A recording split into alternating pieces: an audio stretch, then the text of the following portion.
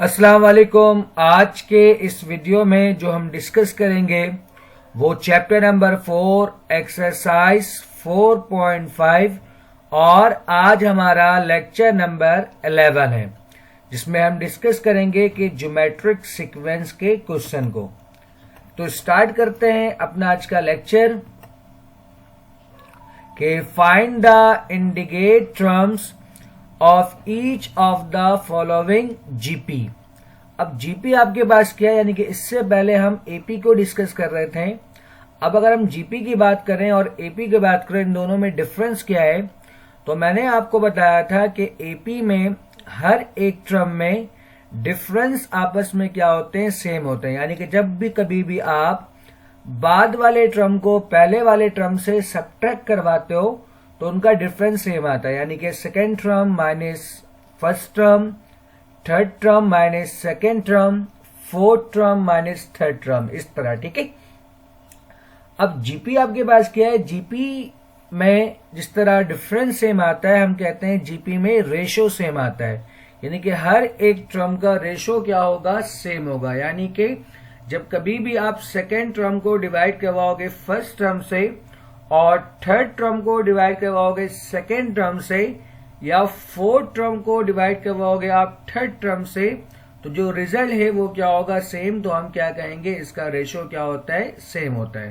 यानी कि हर पिछले टर्म में हम फिक्स नंबर से मल्टीप्लाई करवाते हैं, तो ऐसे सीक्वेंस को हम कहते हैं जीपी। जीपी में हम किसी एलिमेंट को 0 नहीं लेते। ठीक है। सबसे पहले आपको कह रहा है 3, 6, 12 एंड सो ऑन।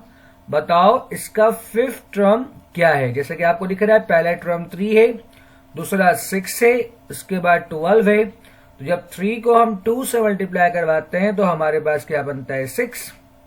जब 6 को हम 2 से मल्टीप्लाई करवाते हैं तो हमारे पास क्या बनता है, 12। वैसे भी सवाल में हमें गिवन है। तो सबसे पहले सेम काम, सबसे पहले हम a फाइंड करेंगे। So here a equal to 3, जिस तरह हम एपी में फाइंड कर रहे थे। एपी में हम डी फाइंड कर रहे थे, यहां पर हम आर फाइंड करेंगे। डी हम सब्ट्रैक्ट कर रहे थे, आर फाइंड करने के लिए हम सेकेंड टर्म को डिवाइड करवाएंगे फर्स्ट टर्म से। ठीक है। इस बात को आपको याद रखना है कि जीपी में हम क्या फाइंड करेंगे, आर। किस तरह, second term divide by first term, यानी कि 6 डिवाइड बाय 3 हमारे पास कितना हो जाएगा, 2। अब जीपी का, और यहां पर जैसे आपको कह रहा है कि फिफ्थ टर्म तक फाइंड करना है, तो इट मींस के एन हमारा किसके बराबर है, 5 के। जीपी का फॉर्मूला आपके पास है कि Tn equal to A R की पावर n माइनस 1। ठीक है। ये हमारे पास जीपी का फॉर्मूला है। अब इस फॉर्मूले में आप वैल्यूज को सब्स्टिट्यूट कर दो, तो a बराबर है 3 के, r बराबर है 2 के, n बराबर है 5 के। ठीक है। तो सबसे पहले हम पावर को सिंप्लीफाई करते हैं। 5 माइनस 1 हमारे पास कितना होता है, 4, और 2 की पावर 4 हमारे पास कितना हो जाएगा, 16। ठीक है। 16 मल्टीप्लाई 3 हमारे पास कितना होता है, 48। तो हम कह सकते हैं जो फिफ्थ टर्म है वो किसके बराबर है, 48 के बराबर है। इसका पार्ट 2, 32, 16, 8। सबसे पहले सीक्वेंस का जो पहला टर्म है उसे हम क्या कहते हैं, a, यानी कि a बराबर होगा 32 के। r फाइंड करने के लिए हम सेकेंड टर्म में से फर्स्ट टर्म को डिवाइड करवाते हैं 16 बाय 32। इसको आप कैंसिल कर लें, 16 मल्टीप्लाई 1 16, 16 मल्टीप्लाई 2 32। तो सॉरी यहाँ d नहीं, मैं मिस्टेक कर रहा हूं, ये d की जगह क्या होगा, आपके पास r होगा। ठीक है। जहां जहां d है वहां आप क्या लिखोगे, r। ठीक है। तो r किसके बराबर है हमारा, 1/2 के। n आपको बोल रहा है 9 टर्म फाइंड करने, तो इट मींस के n किसके बराबर है, 9 के। अब हम क्या करेंगे, फॉर्मूला अप्लाई करेंगे। Tn equal to A R की पावर n माइनस 1। तो a बराबर है 32 के, r बराबर है 1/2, n माइनस 1, यानी कि 9 माइनस 1, 9 माइनस 1 मतलब होता है 8, यानी कि 1/2 की पावर 8। आपको पता होना चाहिए कि 32 को हम लिख सकते हैं 2 की पावर 5। किस तरह, आप इसका प्राइम फैक्टराइजेशन ले लो, 2 16। ठीक है। उम्मीद करता हूं आपको आता होगा। 2 और ये 8, इसके अलावा 2 4, देन 2 मल्टीप्लाई 2 हमारे पास क्या होता है 4, और 2 मल्टीप्लाई 1 हमारे पास क्या होता है 2। तो 1 2 3 4 5, यानी कि 2 की पावर 5 हमारे पास बराबर होता है किसके 32 के। तो मैं लिख सकता हूं 2 की पावर 5 डिवाइड बाई 2 की पावर 8, क्योंकि 1 की कुछ भी पावर, देखिए ये 32, 1 के आप कुछ भी पावर लो तो वो 1 के ही बराबर होता है। और नीचे हमारे पास क्या हो जाएगा 2 की पावर 8। इस 32 को आप इससे मल्टीप्लाई करोगे तो 32 मल्टीप्लाई 1 32, और 32 का मतलब क्या होता है 2 की पावर 5 डिवाइड बाई 2 की पावर 8। या आप इसका डायरेक्ट पावर भी लेके सिंप्लीफाई कर सकते हो।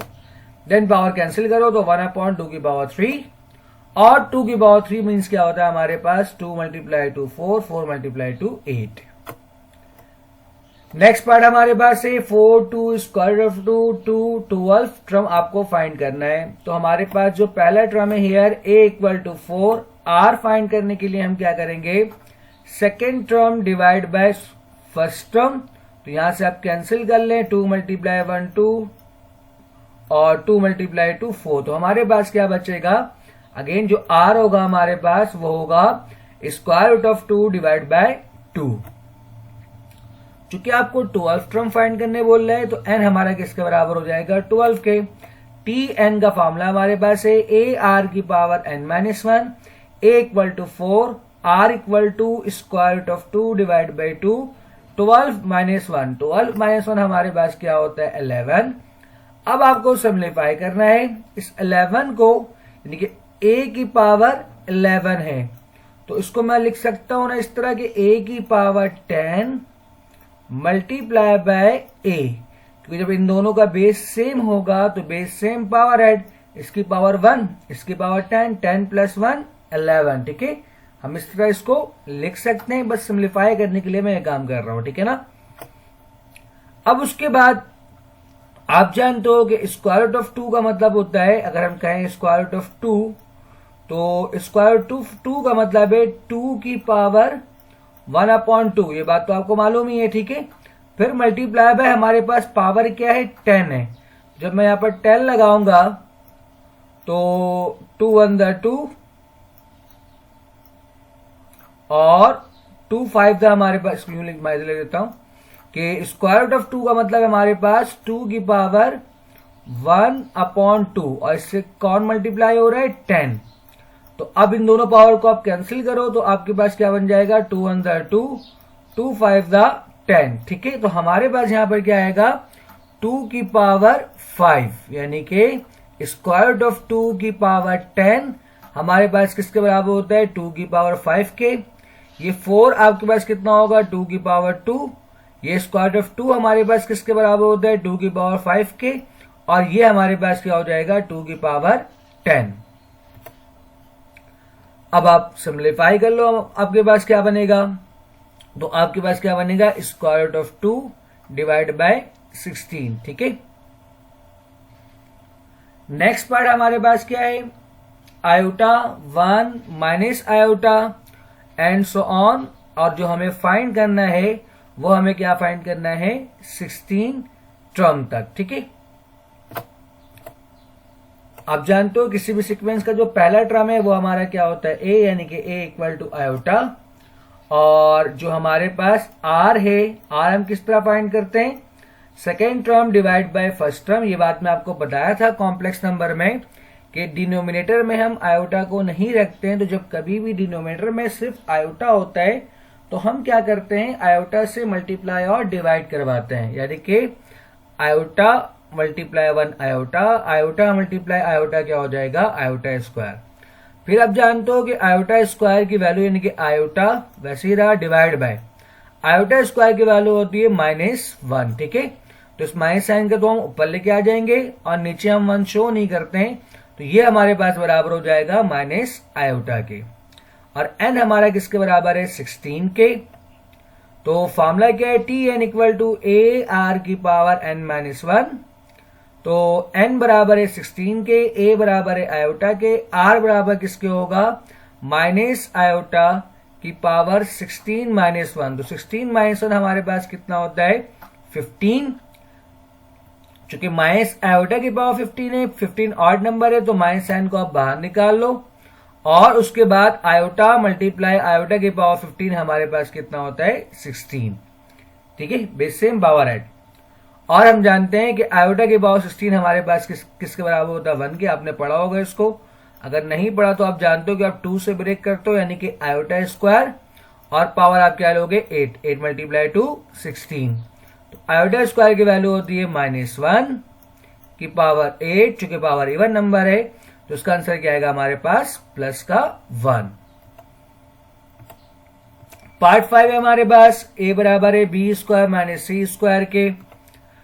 सबसे पहले आप क्या फाइंड करोगे r फाइंड करोगे। ठीक है, तो r फाइंड करने के लिए हम क्या करेंगे second term divide by first term. चूंकि फर्स्ट टर्म में हमारे पास फॉर्मूला बन रहा है तो इस तरह b प्लस सी से b प्लस सी आपका क्या होगा कैंसिल, क्या बच जाएगा 1/b माइनस सी। n बराबर है 9 के, फॉर्मूले में पुट करोगे और अब आपको क्या करना है सिंप्लीफाई। तो n-1 हमारे पास कितना होता है 8। तो सिंपल आपके पास जब नीचे 8 बचेगा और ऊपर क्या है b माइनस सी। ठीक है, इसको मैं दोबारा थोड़ा सिंप्लीफाई कर दूं कि b प्लस सी और क्या हमारे पास b minus C multiply by ये 9-1 कितना होता है 8। तो ये होगा 1/b माइनस सी की पावर 8। ठीक है, इसका मतलब ये है कि b माइनस सी से आपका ये 8 कैंसिल होगा तो 7 बचेगा। तो यहां पर जो आंसर होना चाहिए b plus C divide by b minus C की होल पावर 7। ठीक है, नेक्स्ट क्वेश्चन हमारे पास in GP A1 equal to 5/9 और A6 equal to 15625 divide by 9। Find its nth term. आपको क्या करना है nth टर्म बताना है कि वो किसके बराबर होगा। तो दो चीज हमें गिवन है यहाँ पर, एक A1 गिवन है और एक हमें क्या गिवन है A6 गिवन है। तो सबसे पहले हम जानते हैं फॉर्मूला के Tn इक्वल टू AR की पावर n-1, ये हमारे पास फॉर्मूला है। सबसे पहले हम दोनों कंडीशन को यूज करते हैं A1 और A6 को। तो A1 के लिए सबसे पहले हम क्या करते हैं फॉर n इक्वल टू 1, तो जहां जहां पर n है वहां पर हम क्या पुट कर देंगे 1। तो T1 इक्वल टू AR की पावर 1-1। T1 और A1 बेसिकली एक ही बात है। ठीक है, लिखने के दो अलग तरीके हैं। तो हमारे पास T1 किसके बराबर हो गया AR की पावर 1-1। 1-1 हमारे पास क्या होता है 0, यानी कि AR की पावर 0 इक्वल टू, और हमें क्या गिवन है A1 बराबर है 5/9 के। तो जैसे एनीथिंग पावर 0 इक्वल टू 1, यानी कि R की पावर 0 हमारे पास खत्म हो जाएगा। सिर्फ और सिर्फ हमारे पास क्या बच जाएगा A इक्वल टू 5/9, यानी कि हमने A की वैल्यू फाइंड कर ली। अब हम फाइंड करेंगे R की वैल्यू। तो उसके लिए हमारे पास जो सेकंड गिवन है कि A6 किसके बराबर है 15625 डिवाइड बाय 9। तो A6 का मतलब है फॉर n इक्वल टू 6। अब इस मामले में जहां जहां पर n है वहां पर आप क्या करो 6 पुट कर दो। तो T6 इक्वल टू AR की पावर 6-1। 6-1 हमारे पास कितना होता है 5। ठीक है, तो R की पावर ये हमारे पास हो गया 5। T6 हमें गिवन है किसके बराबर है 15625 डिवाइड बाय 9, और A यहां पर मल्टीप्लाई में था, इस तरफ जाएगा क्या होगा डिवाइड में। मैं थोड़ा डायरेक्ट लिख दिया है, मैं थोड़ा उसको और सिंप्लीफाई कर रहा हूं ताकि आपको परेशानी ना हो। 15625 divide by 9 equal to A किसके बराबर है हमारा 5/9 के, और यहां पर हमारे पास क्या है R की पावर 5। ठीक है ना, 6-1 कितना हो जाएगा 5। अब आप यहां देखें 9 यहां पर डिवाइड में, या आप इसको आप कैंसिल भी कर सकते हो सिंबल, तो यहां पर जाके मल्टीप्लाई में होगा। 5 यहां मल्टीप्लाई में, तो ये जाके इससे मल्टीप्लाई होगा। ठीक है, क्योंकि हम इक्वल टू के अपोजिट साइड लेके जा रहे हैं। और R की पावर 5 आपका वैसे ही बच जाएगा, तो R की पावर 5 वैसे ही बच गया। और बाकी 9 जाके किससे मल्टीप्लाई होगा 15625 से, और 5 जाए किससे मल्टीप्लाई होगा 9 से। तो इस तरह 9 से 9 हमारा क्या हो गया कैंसिल, और जब इन दोनों को आप डिवाइड करोगे तो आपके पास बचता है 3125। अब चूंकि r की पावर 5 इक्वल टू 3125 है, तो हम चेक करते हैं कि किस नंबर की पावर 3125 के बराबर होता है। तो 5 की पावर 5 किसके बराबर होता है? 3125 के। इसके लिए आप क्या करो, सिंपल 3125 आप क्या करो, प्राइम फैक्टराइजेशन फाइंड कर लो 5 से, ठीक है, डन। तो इसका मतलब ये है कि अब दोनों के पावर क्या है, सेम है। तो रूल कहता है कि अगर बोथ साइड किसी दो नंबर के बिटवीन में इक्वल टू हो और उनका पावर सेम हो, तो अगर पावर सेम होगा तो हम बेस को भी बराबर ले सकते हैं, या अगर बेस सेम होगा तो हम पावर को बराबर ले सकते हैं। चूंकि यहां पर पावर सेम है तो हम कह सकते हैं कि r किसके बराबर है हमारा, ऑन कंपेयरिंग बेस के बराबर, यानी कि r किसके बराबर है हमारा 5 के। इस तरह हमारे पास r की वैल्यू आ गई, a की वैल्यू हम पहले ही फाइंड कर चुके हैं, तो अब हम nth टर्म फाइंड कर सकते हैं। तो now tn equal to ar की पावर n-1। तो a किसके बराबर है हमारा, a बराबर है 5/9 के, r किसके बराबर है 5 के। चूंकि आपको nth टर्म फाइंड करना है तो n तो हमें मालूम नहीं होगा। अब आप सिंप्लीफाई कर लो इसको, तो ये 5 और ये 5 इन दोनों का बेस क्या है, सेम, तो बेस सेम, पावर ऐड, ये 5 की पावर 1 और ये 5 की पावर n-1, तो दोनों पावर को ऐड करो, n-1 प्लस 1, इस तरह आपके पास +1 -1 क्या होगा, कैंसिल। तो tn किसके बराबर हो जाएगा हमारे पास 5 की पावर n डिवाइड बाय 9 के। Question number 3, find the nth term of the geometric sequence if. Again आपको nth टर्म फाइंड करना है, यानी कि tn, और आपको जो गिवन है कि a5 divide by a3 equal to 4/9, a2 equal to 4/9, दोनों वैल्यू सेम है। एक बार मैं वेरीफाई भी कर लेता हूं, 1 मिनट।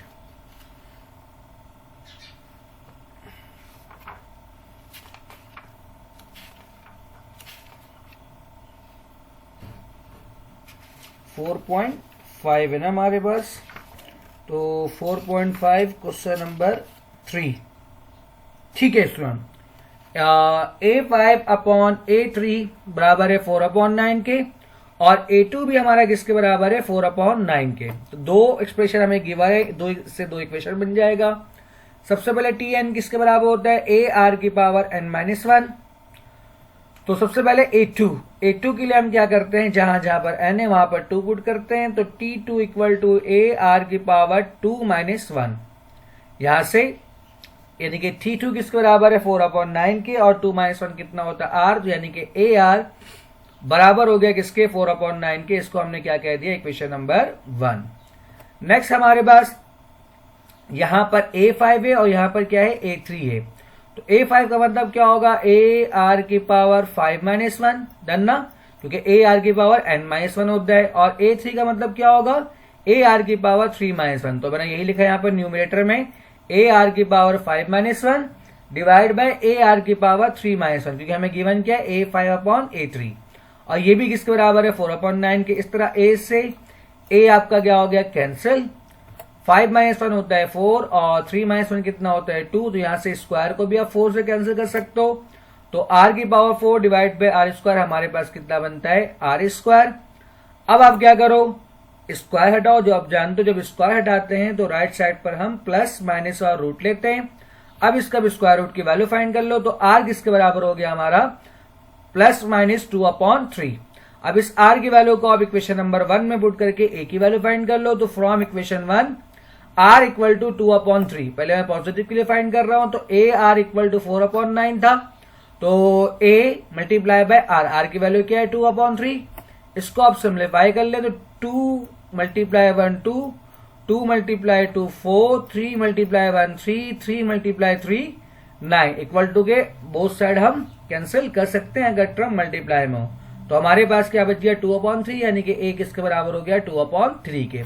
सिमिलरली नेगेटिव के लिए आप पुट करो, बस नेगेटिव का फर्क आ जाएगा, तो ये हमारे पास किसके बराबर हो जाएगा, a इक्वल टू -2/3। अब हमारे पास a और r की दोनों की वैल्यू मौजूद है, तो now when a equal to 2/3 and r equal to 2/3, तो tn के मामले में आप क्या करो, इन दोनों वैल्यू को पुट कर दो। अब इन दोनों का बेस क्या है, सेम है, तो इसकी पावर 1, इसकी पावर n-1, तो बेस सेम पावर ऐड। मैंने आपको अभी बताया था n-1 प्लस 1 से मतलब है 1 से 1 आपका कैंसिल होगा, ठीक है, सिर्फ और सिर्फ क्या बच जाएगा n, ठीक है। और इसी तरह आप फिर नेगेटिव वैल्यू के लिए काम करोगे तो आपके पास यहां पर क्या होता है, अगेन दोनों का बेस क्या है, सेम है, तो अगेन इसका आंसर क्या बनेगा, -2/3 की पावर n। उम्मीद करता हूं कि आज का लेक्चर आपको समझ में आया होगा। वीडियो देखने का शुक्रिया। अल्लाह हाफिज।